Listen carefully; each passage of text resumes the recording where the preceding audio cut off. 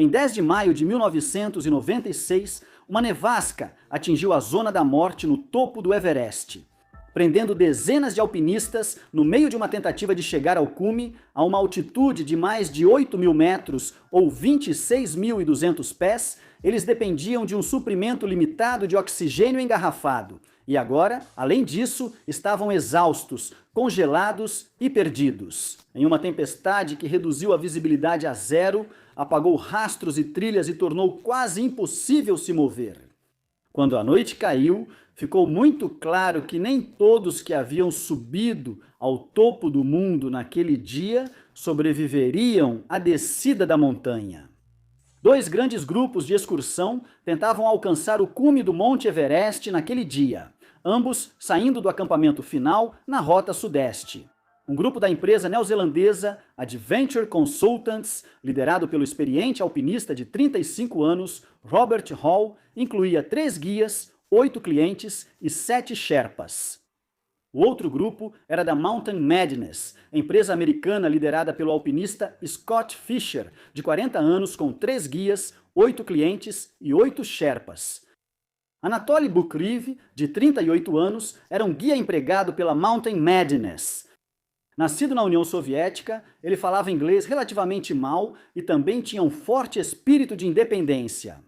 Ele já havia sido repreendido várias vezes antes por não seguir ordens ou por não se comunicar com o restante da equipe. Apesar dessas aparentes falhas, Anatoly era um alpinista incrível e tinha muito a oferecer em termos de conhecimento e experiência. No dia do ataque ao cume, Anatoly chegou ao topo muito antes do restante do grupo. E então permaneceu lá por 1h30, ajudando seus clientes e outros com a parte final da jornada. Depois, ele se virou e começou a descer de volta para o acampamento, significativamente à frente do restante do grupo. Anatoly fez tudo isso sem oxigênio suplementar, um feito incrível de resistência e atletismo. Considerando que no topo do Everest há apenas 1/3 do oxigênio que você encontraria ao nível do mar. Ao retornar ao acampamento às 17h de 10 de maio de 1996, ele precisava desesperadamente descansar.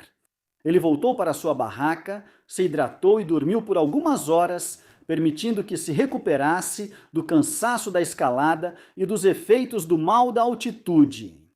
Ao acordar, a nevasca já cobria a montanha, prendendo dezenas de alpinistas nas encostas acima.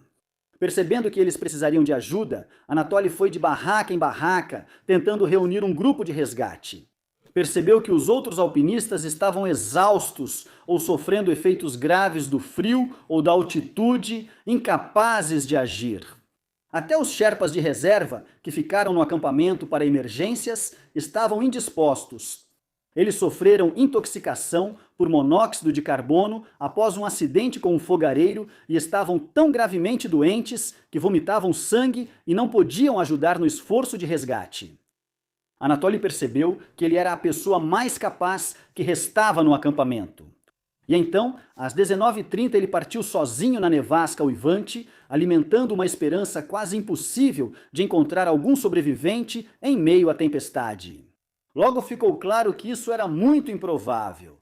O clima era desfavorável, ele mal via, não achava as cordas guia e lutava para subir, mesmo usando oxigênio suplementar. Após 1 hora tentando, ele retornou ao acampamento mais tarde, quando um grupo de sobreviventes congelados achou o caminho de volta por volta das 23h30. Eles conseguiram informar Anatoly sobre a localização de alguns dos alpinistas presos, munidos dessa informação. Recém-descansado e com oxigênio novo, Anatoly partiu novamente para uma segunda tentativa de resgate. Desta vez, apesar de enfrentar condições quase tão severas quanto antes, ele foi bem-sucedido. Ele avistou a luz fraca de uma lanterna na escuridão, abriu caminho até ela pela neve e encontrou um grupo de sobreviventes. Nesse grupo estavam os clientes da Adventure Consultants, Beck Weathers e Yasuko Namba. A empresária de 47 anos, Yusuko Namba, havia alcançado o cume na tarde da subida, mas depois teve dificuldades para descer. Ela era a mulher mais velha a alcançar o cume do Everest até aquele momento, e também tinha uma estatura menor do que muitos dos outros alpinistas. Isso a tornou mais propensa aos efeitos do frio enquanto descia e a tempestade de neve atingia, fazendo com que ela ficasse presa com vários outros no lado sul da montanha. Yasuko Namba pelo menos havia alcançado o cume antes de ficar presa. Beck Weathers, por outro lado, não tinha chegado tão longe. O patologista texano de 49 anos alcançou o último acampamento nas encostas do Everest sem grandes incidentes. Mas nessa altitude extremamente elevada, ele começou a sofrer. Anos atrás, ele havia feito uma cirurgia nos olhos que enfraqueceu suas córneas. E à medida que o grupo alcançava altitudes cada vez maiores, sua visão ficava cada vez mais limitada. No dia do ataque ao cume, ele mal conseguia enxergar, mas não queria desistir quando o objetivo de uma viagem de meses estava tão tentadoramente próximo. Beck conseguiu fazer a primeira parte do ataque ao cume, simplesmente ficando perto da pessoa à sua frente e pisando onde ela pisava. No entanto, à medida que o sol nascia, sua visão piorou ainda mais e ele foi forçado a admitir que mal conseguia enxergar. O líder da expedição, Robert Hall, considerou mandá-lo de volta ao acampamento com um Sherpa. Mas Beck pediu para esperar e ver se sua visão melhorava quando o sol estivesse mais alto no céu. Robert concordou e, em vez de mandar Beck de volta ao acampamento, deixou-o em um ponto intermediário nas encostas do Everest para ser resgatado. Quando o grupo desceu, a visão de Beck não melhorou e ele esperou onde havia sido deixado por várias horas. Quando a nevasca chegou, ele ficou preso no lugar, incapaz de enxergar tanto por causa de sua visão falha quanto pela neve intensa. Robert Hall morreria sem voltar para buscar Beck Weathers. Beck foi achado por Michael Groom, outro guia da Adventure Consultants, que o ajudou a descer até o acampamento com uma corda curta, antes que eles também ficassem presos junto com vários outros alpinistas. Quando o tempo melhorou, quase à meia-noite, alguns desse grupo tentaram chegar ao acampamento. Ficaram para trás Beck Weathers, Yasuko Namba, Charlotte Fox, cliente da Mountain Madness de 38 anos, Sandy Hill, cliente da Mountain Madness de 41 anos, e Tim Madison, cliente da Mountain Madness de 33 anos. Todos eles estavam sofrendo com o frio, exaustão e altitude. De uma forma ou de outra, a condição de Yasuko era particularmente grave. Ela tinha dificuldade em seguir instruções, colocando repetidamente a máscara de oxigênio, apesar de já não haver mais oxigênio. Logo, ela estava quase inconsciente, com as mãos fora das luvas e congeladas. Para os outros, parecia que ela tinha poucas chances de sobreviver. Essa era a situação. Quando Anatoly Bukrivi finalmente encontrou o grupo, Anatoly percebeu que, dadas as condições, ele teria que levar cada um dos sobreviventes de volta ao acampamento, um por um.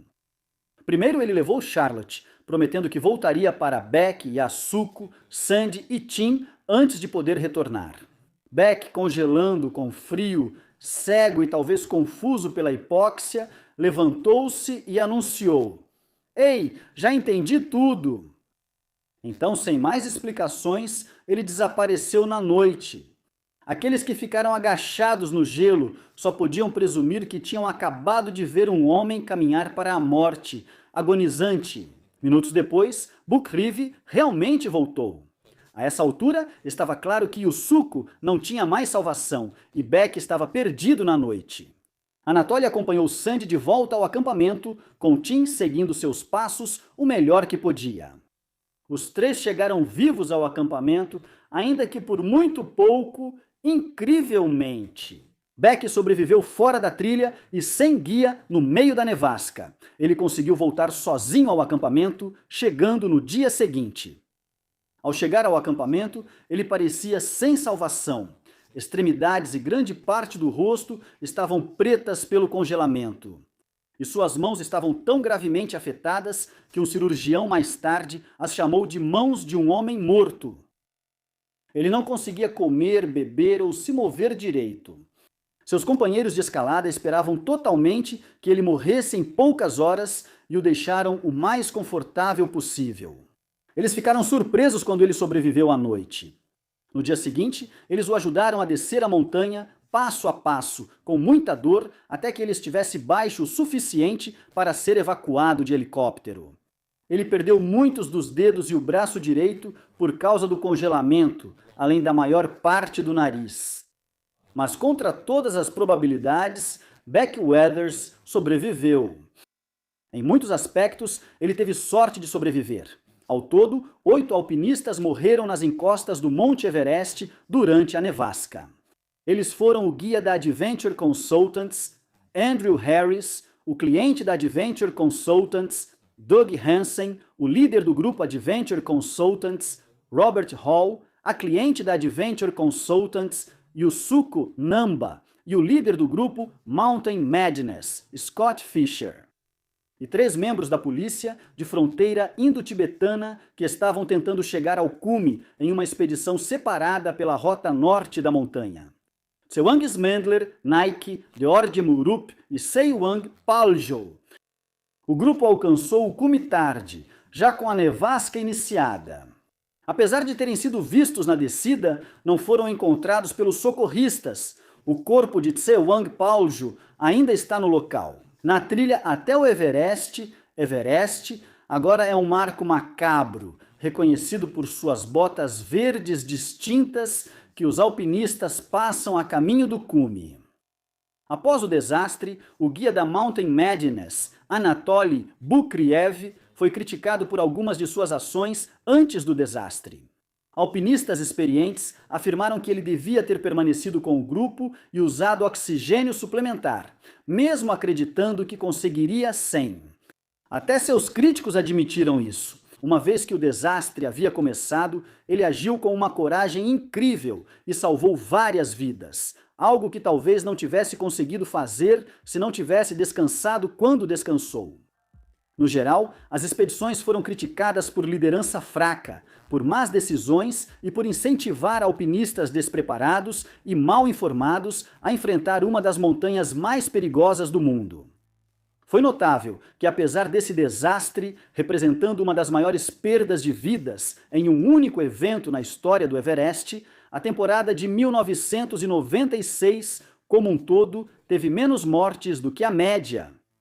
Mesmo nos melhores momentos, mesmo sem um desastre em massa, o cume do Everest é um objetivo fascinante, mas absolutamente mortal.